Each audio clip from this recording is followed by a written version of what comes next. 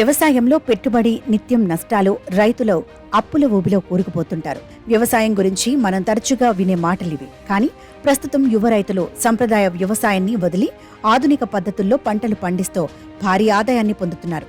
అలా పంటలు పండిస్తూ ఒక్కో సీజన్లకు ఒక్కో పంట నాటుతూ ధనరాశులు కురిపిస్తున్నారు. ఇప్పటి రైతులు ఒక్కసారి వాటి తీరుతెన్నులు పరిశీలిద్దాం. ఆగస్టులో క్యాబేజీ, క్యాలీఫ్లవర్, క్యారెట్, బీట్రూట్ నాటవచ్చు. ఆయా ప్రాంతాల్లో ప్రాచుర్యంలో ఉన్న రకాలను ఎంపిక చేసుకుని నాటితే మంచి మార్కెట్ ఉంటుంది.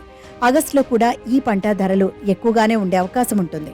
బీర, బూడిద గుమ్మడి ఈ పంటలను ఆగస్టు మొదటి పక్షం వరకు విత్తి అధిక దిగుబడి పొందవచ్చు. వీటి ధరలు కూడా ఆగస్టులో సాధారణం కంటే అధికంగా ఉండే అవకాశం ఉంది. నువ్వులు తెలంగాణలో నువ్వు పంటను ఆగస్టు 2వ పక్షంలో విత్తి అధిక దిగుబడి పొందవచ్చు. భూమి తయారీ, ఎరువులు వేసి విత్తటం ఆగస్టులో పూర్తి చేయాలి. ఒక్క మాటలో చెప్పాలి అంటే ఈ టైంకు అది నాటితేనే ధనవర్షం కురుస్తోంది. టమాటా, చిక్కుడు, వరి, మల్బరీ ఏకధాటిగా 6 నెలల నుండి మంచి లాభాలు ఆర్జిస్తున్న పంటలు ఇవే. ప్రొద్దుతిరుగుడు పంటను బరువైన నేలలో ఆగస్టు కడ వరకు విత్తి మంచి దిగుబడులు పొందొచ్చు. ప్రొద్దుతిరుగుడు విత్తనాల మద్దతు ధరతో ఎక్కువ దిగుబడినివ్వగలిగిన ప్రైవేటు కంపెనీల విత్తనాలు మార్కెట్లో అందుబాటులో ఉన్నాయి.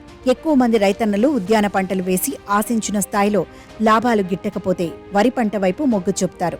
మార్కెట్లో మంచి ధరలు, లాభాలు ఈ సాగు ఉన్న రైతన్నలకు కాసుల వర్షం అనే చెప్పాలి.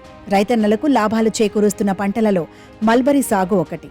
ఈ పంటకు రైతన్నలు ఒక్కసారి అలవాటు పడితే మరొక పంట వేయరు.